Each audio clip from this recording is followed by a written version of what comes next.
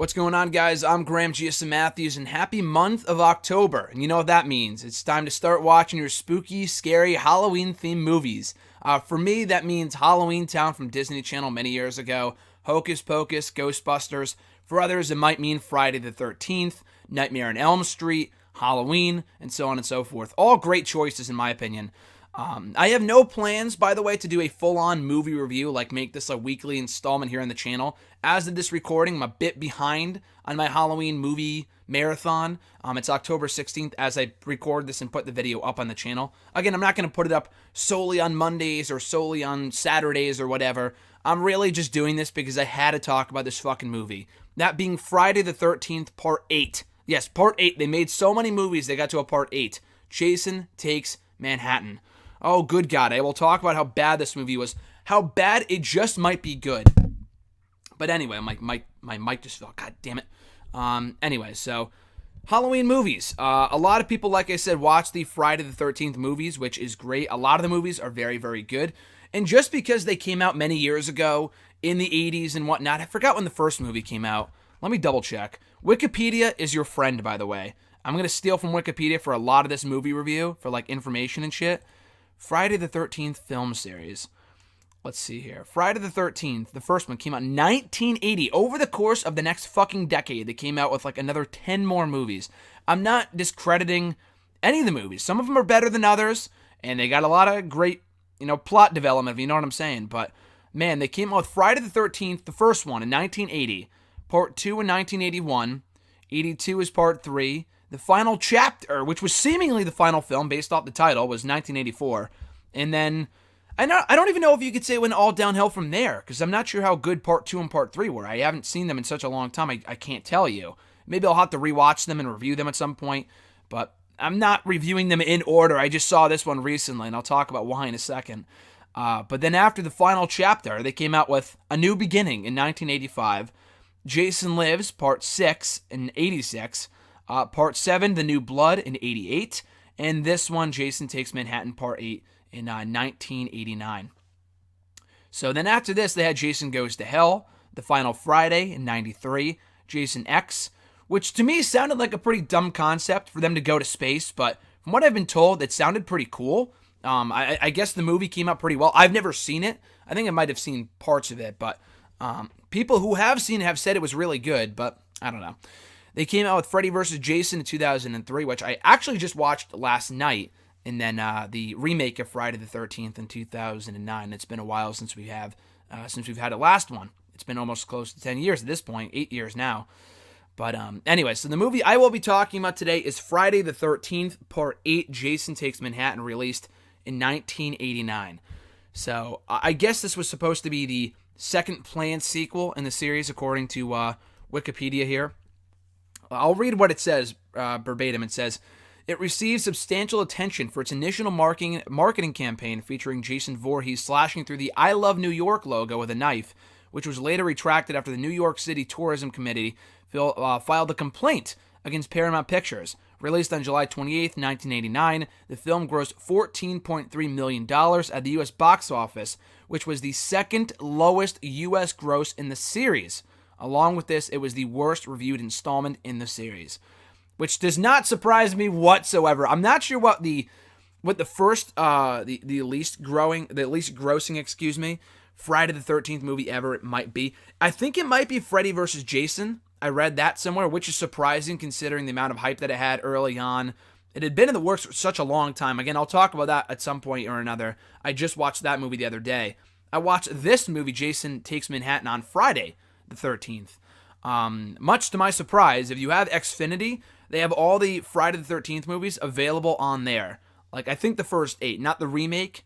I'm not even sure about Jason X, but I know like the first 8 or 9 movies are on Xfinity, which is cool. Any normal person would have watched Part 3 or Part 1, Part 2, maybe Part 3.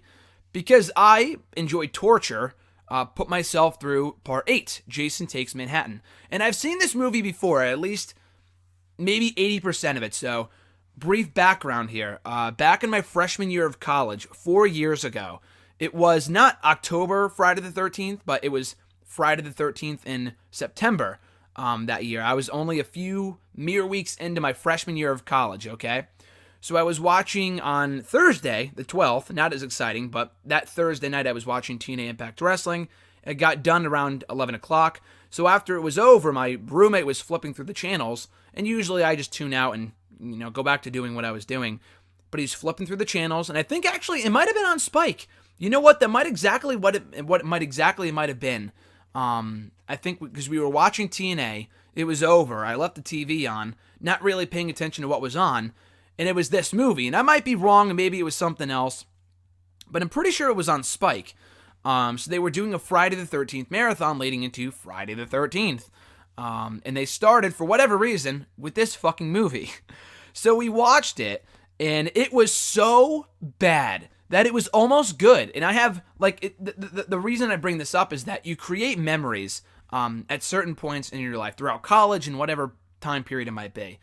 When you remember a movie for being as bad as this was, I had to rewatch it again. I had to rewatch it to just see for myself with a new, fresh pair of eyes 4 years later to see if it was truly as bad as I remember it being. And as it turned out, it was even worse when I watched it back this past Friday on Friday the 13th. This was fucking awful. But it's like a lot like that movie, The Room. My roommate also, not the same roommate, someone else, introduced me to this a number of months later with Tommy Wiseau. It came out, maybe not the same year. Not the same year. That I'm thinking of Freddy vs. Jason, which came out in 2003. I think it came out around 02, 03. The Room is one of the worst movies I've ever seen, but it's so bad you have to just watch it. It has to be seen to be believed. That's how bad it is, and it's so bad it's funny. And this movie is kind of similar in that respect. The kills are so phony. Just the effects are awful. And it's not like, oh, it's a 1980s thing, they weren't really up to date, and they weren't really, the effects aren't what they are today, which is true. But for a 1980s film, the effects in this movie, the acting is fucking atrocious. This was terrible. And they're not even in Manhattan for most of the movie anyway. So, basic premise here, and spoiler alert, but the movie came out 30 years ago, so I feel like the statute of limitations is over by now. But anyway, the basic premise of this movie is that there's a lot of them. There's a lot of graduating seniors in high school going on this trip across the water. I'm not sure where they're going, but they're on this cruise or whatever with these two chaperones, one of them being the father of a girl on the ship, and they have a tumultuous relationship. But anyway, so basically Jason Voorhees boards the ship after being brought back to life. He was buried in Crystal Lake, where the camp is and where his whole background story takes place. And of course, at the beginning of every single movie, for those of you who are not familiar with Jason Voorhees and his backstory, which shame on you if you are not, they recap it real quickly at the beginning of the movie when these two teenagers are also on a boat in Crystal Lake, and they throw down the anchor. It somehow catches on an electrical cord, and it brings Jason's body back to life. So he comes back to life, kills those two teenagers, and then boards this cruise ship with the graduating seniors. So then one by one, like a half hour throughout the movie, they're just kind of building relationships between the people on the boat, and then one by one, Jason obviously kills them off. So it's rated R, but there's really no reason for it to be rated R. I mean, there's one nude scene, I think, when one girl's taking a shower or something. And also in the beginning, they just show an ass, and that's it. But beyond that, and them just saying fuck a bunch of times, it really has no purpose being rated R. If only for the fact that it's not really all that scary. I mean, anything with a slasher horror film is bound to be somewhat scary, but these kills are so poorly executed that it's not scary in the slightest. You're almost laughing to see how they can top themselves with how bad it becomes throughout the first half of the movie. Again, the acting is just terrible.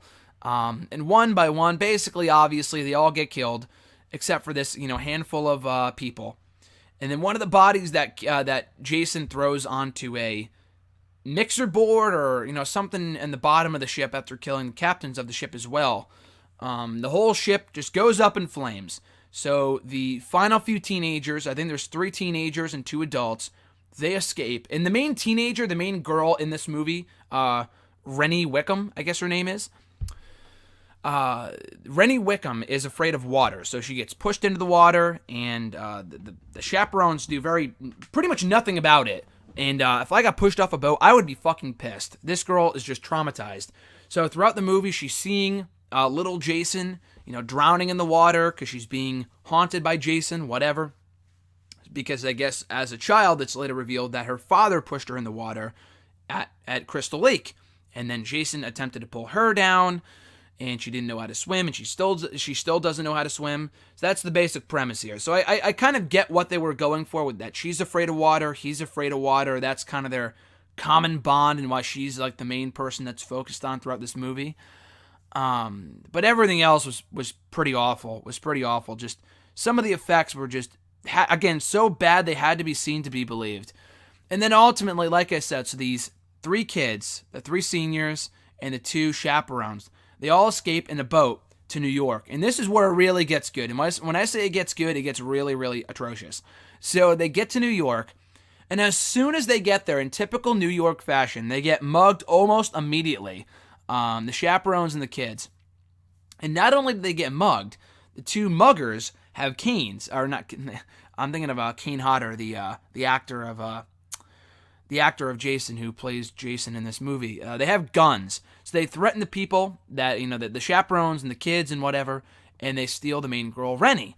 And they attempt to rape her, and they shoot her up with some cocaine or something, some drug. But before the guy could do anything to Rennie, he gets killed by Jason. So Jason does not approve of Rennie being raped. He apparently wants to do it himself. So he kills the 2 muggers, very violently, I should say, and then he hunts down the remaining people from the boat. And apparently he could not give 2 shits about anyone else. So maybe that's established in the other movies that he doesn't give a shit about anyone else except for he does kill a few people all along the way. Anyone who attempts to stop him, he will kill, but beyond that, he doesn't give a shit about anyone else. The guy's in fucking New York City, one of the most populated cities in the entire country, and he doesn't kill anyone else but these teenagers and the chaperones. And again, in pretty decent fashion too. He dumps the older guy, the father of Rennie's father, in some toxic waste. The woman gets, incinerated in a car crash after Rennie. She pretty much kills her own. I don't know if it's her mother or her chaperone or whatever. She gets killed in the car. The others escape. The black guy, the black dude, who is not the first one to be killed, despite horror movie tropes and whatnot. He is up top fighting Jason, punching him, and Jason is just no-selling the shit out of this guy's punches and kicks and whatever. And he's so fucking tired, the kid goes, "Give me your best shot. Come on, you motherfucker." And then Jason, with one punch, knocks his fucking head off. Like, no joke, knocks his head off right off his shoulders. And it goes into a dumpster down below, right off the top of the building. Then he takes the head, puts it in the taxi that eventually crashes and kills that woman. I think the best part about the whole movie, everyone dies but the main girl, Rennie, and her boyfriend, whose name is Sean Robertson. They survive. They all survive. Those 2 survive anyway. After Jason, they're down in the sewer, and Jason gets his face burned off because he doesn't like water, and the water just so happens to be toxic waste, and he can't swim, so he gets disintegrated, which would explain why they thought this would be the final film, which it was not. They would bring him back in the next movie without any explanation whatsoever. He was resurrected somehow. So the 2 teenagers survive, and the dog survives too, which I think I appreciated more than anything else. But there's also this one great scene, like I said, it really gets pretty bad once they get to New York, and he starts killing off each of the teenagers and the adults. But before that, he's walking through New York. This fucking 7-foot monster is walking right through New York, and also through the subway system and whatever. And again, in typical New York fashion, no one gives a shit. No one cares. Unless this guy gets in your way, no residents of the city give a shit. No one is calling the cops. No one is doing anything. Everyone thinks this is just normal behavior, which I guess it might be for New York City. So, that might be my favorite part of the whole movie, aside from the fact that the dog survives, might be how no one in the city gives 2 shits about this guy terrorizing these 2 kids. They couldn't care less. They could not care less. He's walking right through the subway, and he's, he bumps through some women. He bumps through some woman. But beyond that, he doesn't touch a single soul on that subway. He's just walking right along through, trying to catch these 2 kids. What a guy. What a focused individual. After they attempted to kill him, I'd be pissed too. Leave everyone else alone. Just go after them. So I thought that was pretty great. But overall, though, this movie sucked. Easily one of the worst Friday the 13th movies out there. There might be a worse one, but from what I've seen anyway, this one might have taken the cake as the worst Friday the 13th movie they ever made. It didn't make much money. It was poorly reviewed, yet they made more movies anyway. They made Jason Goes to Hell, which I'm not sure how that did, and also Jason X, where he goes to space, which was a new concept at the time. So again, I've heard from people that was a pretty decent movie. I'd have to watch it for myself and find out for myself. But as far as Friday the 13th Part 8, Jason Takes Manhattan is concerned, it's pretty fucking bad. It's pretty atrocious. So, again, but it's also bad enough where it might be good. So you got to check it out for yourself to really understand the atrociousness, the awfulness of this movie. So I'm not sure if I'm going to do more movie reviews like this in the future. I just might have to. I've been on a Friday the 13th binge the last couple of days. Like I said, I watched this on Friday the 13th, but I also checked out Freddy vs. Jason, which I know I've seen parts of. I'm not sure if I saw the whole thing of, but I watched that on Sunday, just yesterday. So I might talk about that at some point, and we'll just have to wait and see. So anyway, guys, if you're one of the poor souls checking out and listening to this movie review, thank you so much. I appreciate it. I might do another one soon for Freddy vs. Jason, or another Halloween movie I'll watch before Halloween in the next 2 weeks. Until then, guys, I'm Graham G.S. Matthews. Be sure to like the video, drop a comment, share, and subscribe, and I'll catch your ass down the road. Happy Halloween!